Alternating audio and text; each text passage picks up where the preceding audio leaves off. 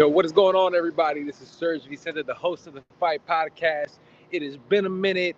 Happy holidays. Welcome back. We are here giving you this is the absolute best show in all of pro wrestling and sports entertainment and everything that has to do with combat sports, man. And what we're going to talk about today is we have to talk about it. So we're going to talk about a couple different things. We're going to do all fight news in 20 minutes or less. And what we have to talk about today is 1,000%. We have to talk about the Jake Paul getting destroyed by Anthony Joshua. Jake Paul getting absolutely torched by AJ was one of those things that I think if you actually knew what was going to happen, or if you actually paid any attention to combat sports in general, I mean, you knew what it was going to be.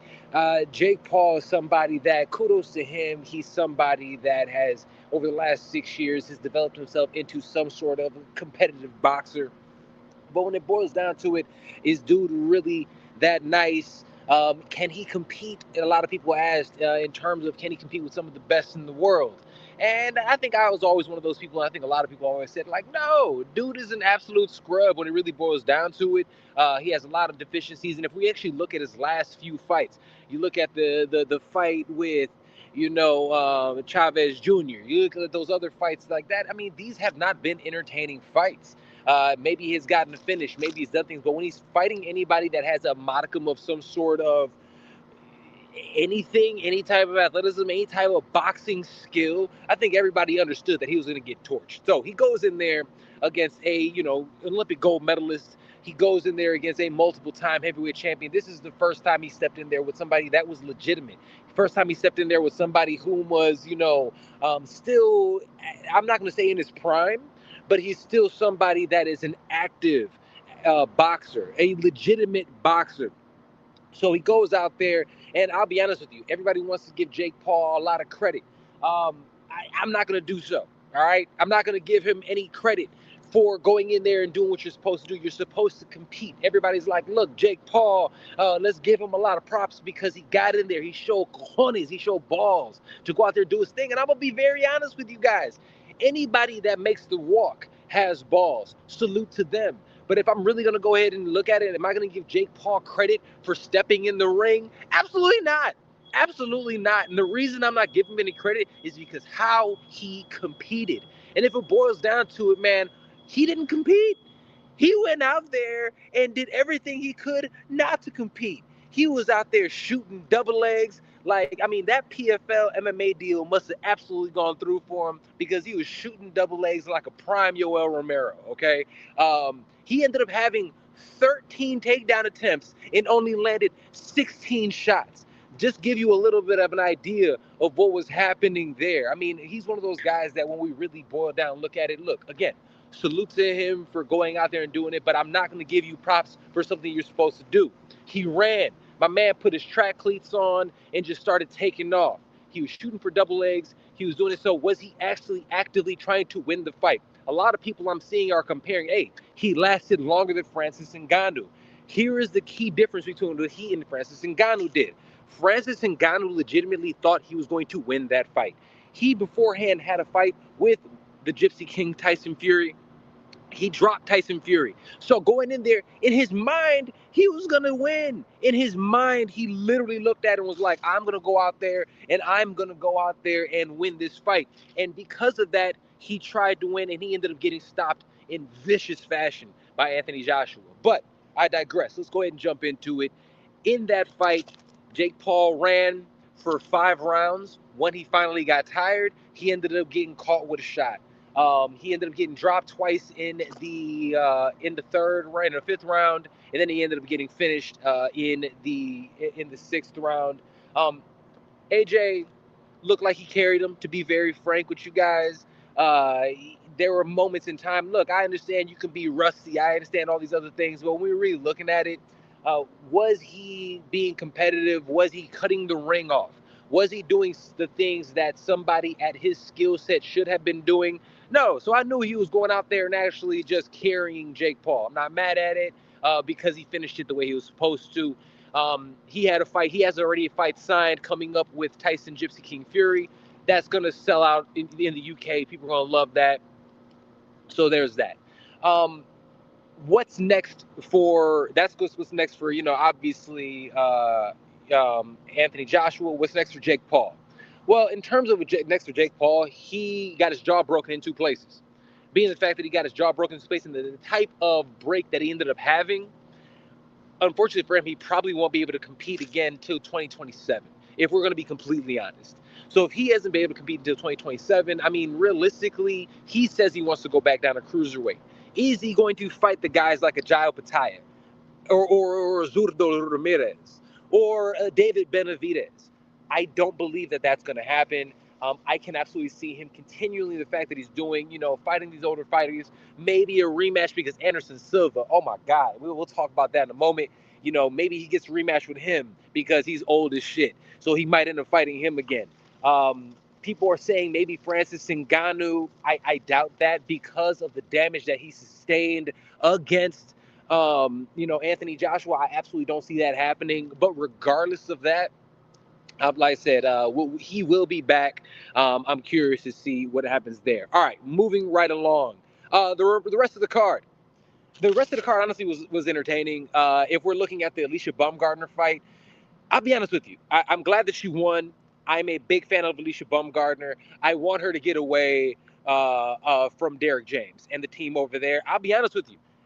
She does not fight on the inside the same way that she used to. I think fighters, when they fight with Derek James, less of themselves come out. I think Errol Spence was his guy. I think that style works specifically well for Errol Spence. But when it boils down to it, it's not working for anybody else. I think she'll be more entertaining again when she's going out there. Regardless, she goes out there, she gets a win.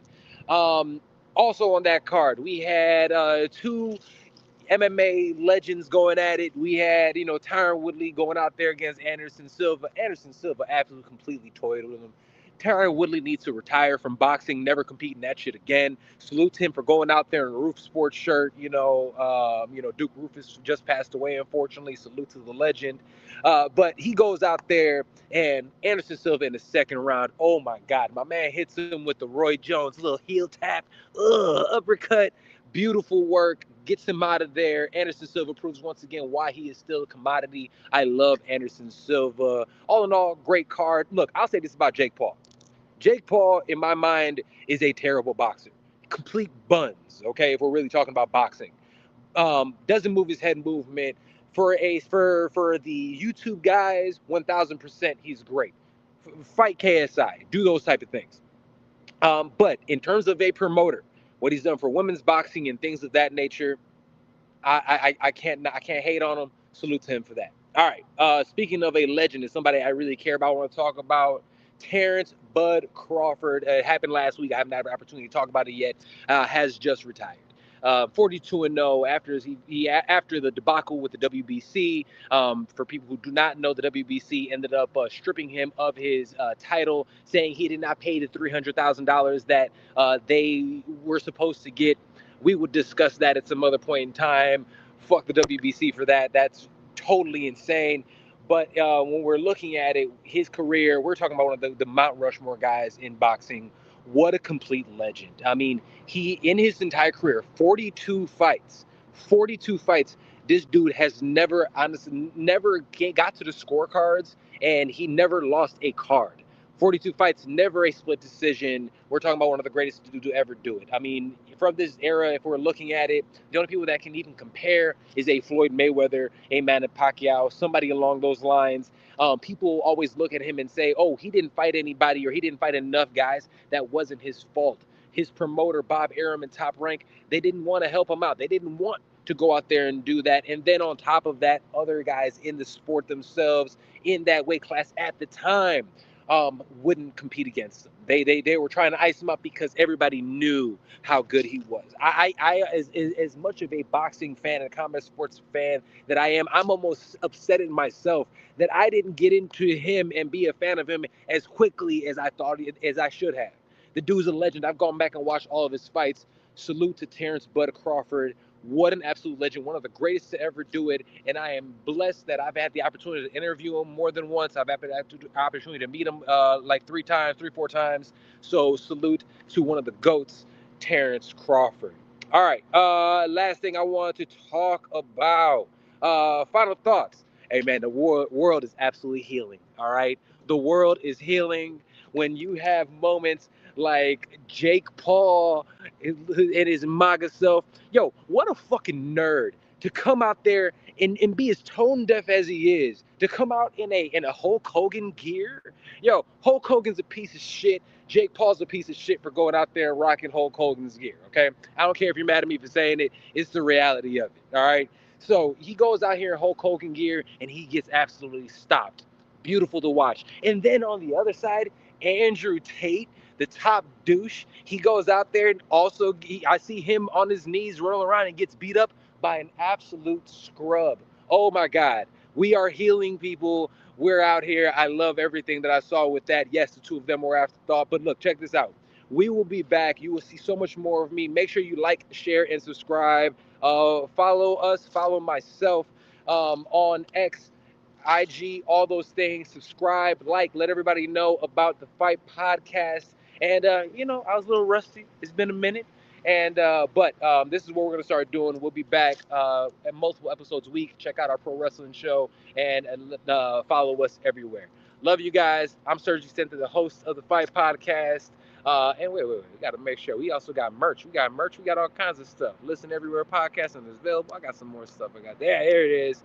Etsy, check us out. Etsy.com/shop/FightPodShop. It's holidays. Get yourself some merch. We have some really, really dope stuff.